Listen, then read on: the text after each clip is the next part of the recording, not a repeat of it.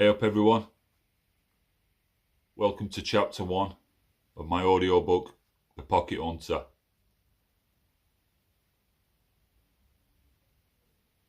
A rifle is a tool no different to any other in the toolbox. Although rather more expensive, once you've learned how to operate it correctly, you can then master your technique. Imagine the time arises to enter into the world of airgun hunting. What are you going to need to be successful in the field? As young adults, we will have most likely been introduced to the art of shooting by a family relative. If I was to talk from personal experience, I was initiated into shooting with air pistols, a Webley Hurricane .22 caliber. This gave me hours of fun and instilled an appetite for shooting. After a lot of backyard and plinking sessions, accompanied by a responsible adult, I took the next step and graduated to HW 97K spring-powered hunting rifle. Again, I believe it was .22 caliber. At the tender age of 15, the rifle was very heavy for me, for my underdeveloped muscles, but I persevered and learnt to adapt to an adult rifle. You will notice there's a common theme to my story, and I'm sure it's shared by many in the shooting community. We all generally start with the basic equipment needed, and as we develop, so does the kit we use. So as a starting point, I would advise you that all you need is a reasonably priced spring-powered air rifle that has a power level sufficient to humanely dispatch your intended quarry at suitable ranges. Most rifles will be fitted with a set of open sights, but if your budget allows, a mid-range price scope will be a far better choice and open up your eyes to the marksmanship possibilities ahead.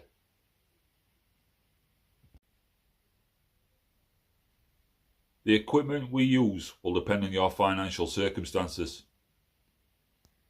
And for the serious pest manager, you can spend a small fortune on the combination of kit you choose to use.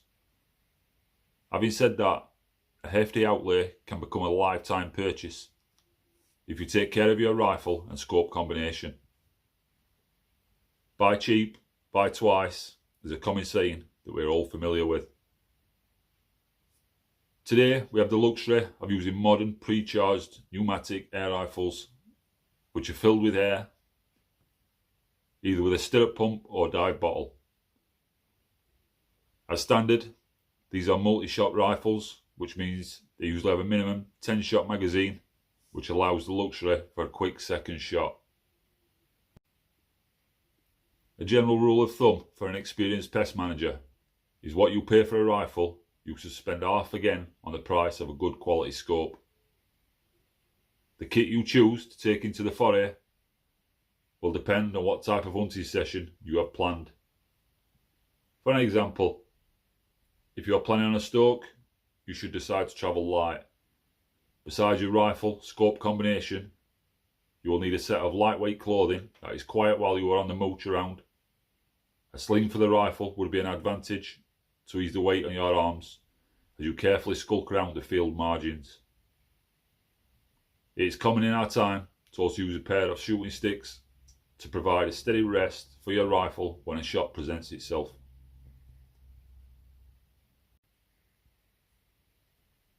What extras would we require?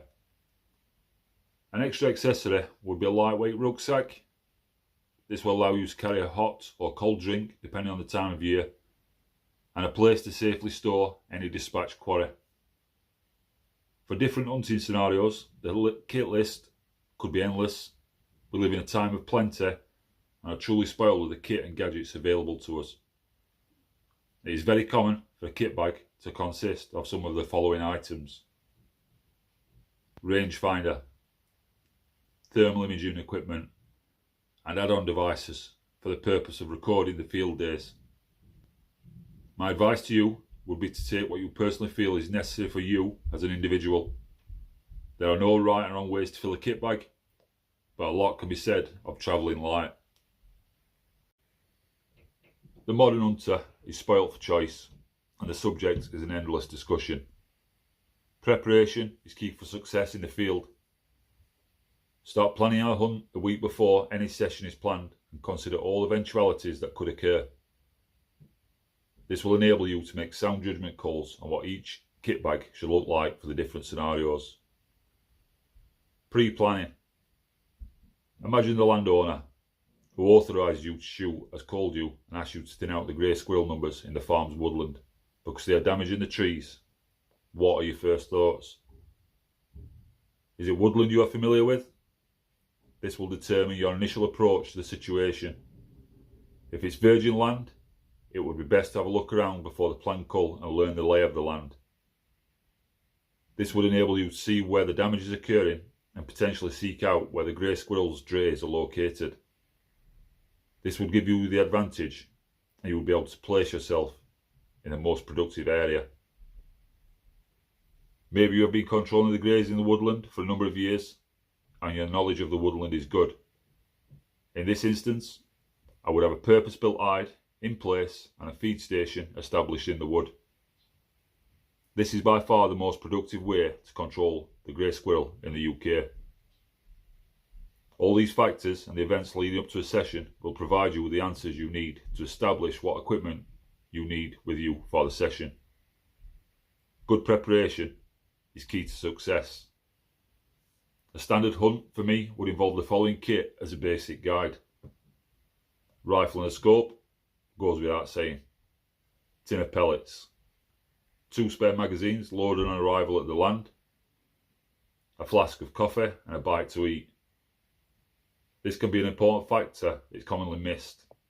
A rest period for a food and drink break will keep up the concentration levels while you are inactive. Hat and gloves are a must. Have items to cover your bare skin on shore and a face nut to cover your facial area.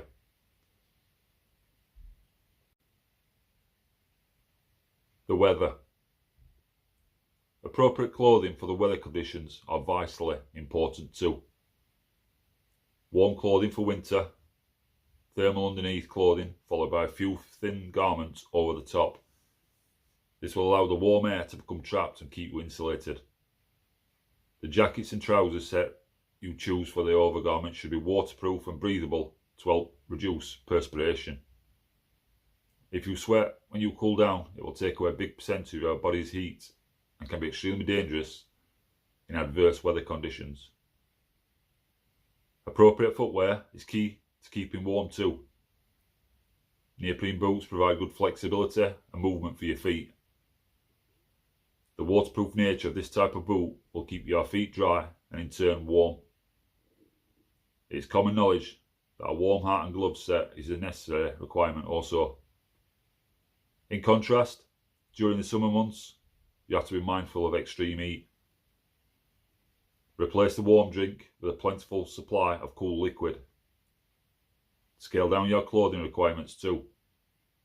A net camouflage suit with just a pair of shorts and a t-shirt underneath is all you should need. A comfy pair of trainers will allow your feet to breathe. A baseball style hat will keep the direct sun off your head and out of your eyes. The weather conditions will dictate our quarry's behaviour too. During dry hot spells, all critters will need a water source. This can pay dividends for the airgun hunter. During cold weather, our quarry will restrict their movements to only necessary travel. This is a key time for the airgun hunter. The weather can help concentrate our targets into a specific area that provides shelter and a food source. Understanding the seasons and how the landscape changes will enhance your ability to make good choices over where and when and how to find specific species of quarry. Purchase the most affordable equipment your budget allows. In an ideal world, we would all have the top of the range equipment. Please don't be daunted by not having the top spec equipment. Good choices and a reasonably priced spring hunting rifle is a very capable tool in the correct hands. A good percentage of shooters actually prefer to shoot using spring powered air rifles. Knowledge of the countryside and how it works is a key component to having success in the field. Observation and the ability to soak in the information around you will vastly improve your fieldcraft skills. The weather conditions are a key component to how we and our quad operate on a daily basis. Develop your understanding of the weather conditions.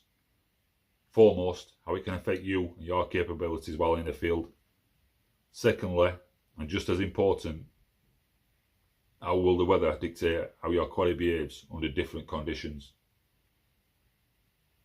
The basics of that information I've just portrayed will transition nicely into the next chapter, fieldcraft.